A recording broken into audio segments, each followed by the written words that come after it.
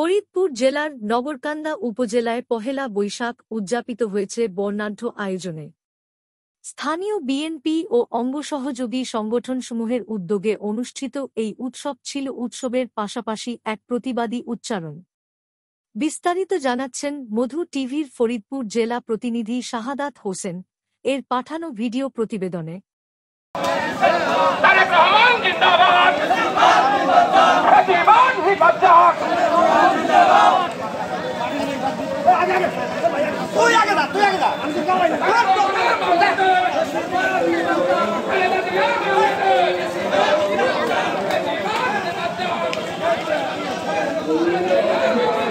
नया Kellogg's Chocos मम्मा please.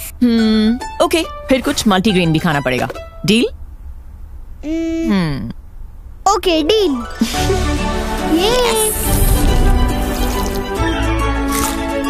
वो चॉकलेटी।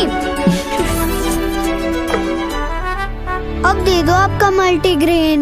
यही तो है multigrain. Chocos high protein, high fibre और बिना मैदे वाला नया केलॉग्स मल्टीग्रेन चोकोस।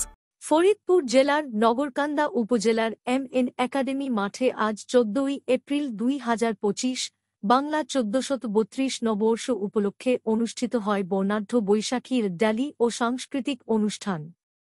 নববর্ষের ঐক্যতান, ফ্যাসিবাদের অবসান এই স্লোগানকে ধারণ করে আয়োজিত অনুষ্ঠান গ্রাম বাংলার চিরায়ত ঐতিহ্য ও প্রতিবাদী চেতনাকে একত্র করেছে একই মঞ্চে।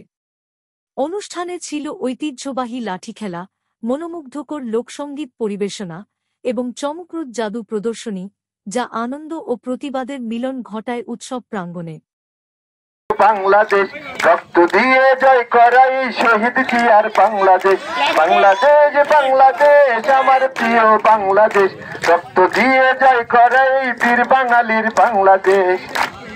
16টি বছর কেঁদেছি মোরা কষ্ট নিয়ে বুকে, বিজয়ের দিন আসলো ফিরে হাসি সবার মুখে। 16টি বছর কেঁদেছি মোরা কষ্ট নিয়ে বুকে, বিজয়ের দিন আসলো ফিরে হাসি সবার মুখে। লাল সবুজের এই পতাকা বিজয়ের নিশান, লাল সবুজের এই পতাকা বিজয়ের নিশান। বীরের বেশে আসবে দেশে তারেক রহমান, ও বীরের বেশে আসবে দেশে তারেক রহমান। বাংলাদেশ বাংলাদেশ আমার প্রিয় বাংলাদেশ, রক্ত দিয়ে জয় করা এই বীর বাঙালির বাংলাদেশ, বাংলাদেশ বাংলাদেশ আমার প্রিয় বাংলাদেশ, রক্ত দিয়ে জয় করা এই শহীদ জিয়ার বাংলাদেশ। অনুষ্ঠানের প্রধান অতিথি হিসেবে উপস্থিত ছিলেন বাংলাদেশ জাতীয়তাবাদী দলের বিএনপি সাংগঠনিক সম্পাদক শামা ওবায়দ ইসলাম। এই নববর্ষের উৎসব শুধু সংস্কৃতির নয়, এটি এক শক্তিশালী গণতান্ত্রিক প্রতিরোধের বার্তা। উপলক্ষে নগরকান্দা সালতা উপজেলার সকল জনগণকে, মা বোনদেরকে, সকল ধর্মের মা বোনদেরকে, সকল ধর্ম বর্ণ নির্বিশেষে সকলকে আমার পক্ষ থেকে, বাংলাদেশ জাতীয়তাবাদী দলের পক্ষ থেকে, দেশনেত্রী বেগম খালেদা জিয়া, গণতন্ত্রের মাতা দেশনেত্রী বেগম খালেদা জিয়ার পক্ষ থেকে এবং আমাদের ভারপ্রাপ্ত চেয়ারম্যান জনাব তারেক রহমানের পক্ষ থেকে আপনাদেরকে পহেলা বৈশাখের অনেক অনেক শুভেচ্ছা, শুভ নববর্ষ।